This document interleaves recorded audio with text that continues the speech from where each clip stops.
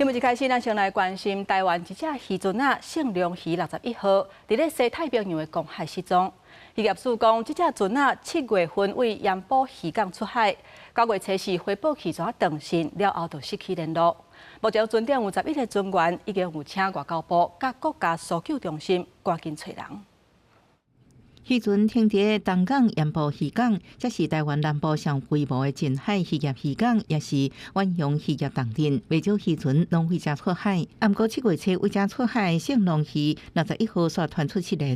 遭难的时候，因为船上有所谓的这个应急指位无线电视标啊，就是所谓的 EPR 仪器，如果碰到水它就会自动发送这个讯号给透过卫星系统到这个搜救的系统里面。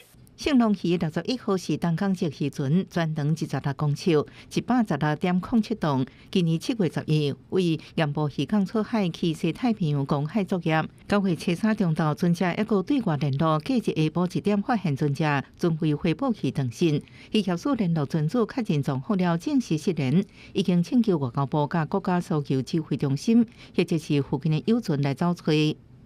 家属因为船长是琉球人，我们有透过琉球渔会理事长那边先代为转达，那也有代为关心这样子。家属已经知影船只失联的消息，渔业署表示，为初时开始，到即马联络无到圣龙鱼61号失联海峡附近作业的台湾渔船，也去发布去最后失踪的位置。刚才看到海面上渔具无发现渔船，来扩大找找。记者综合报道。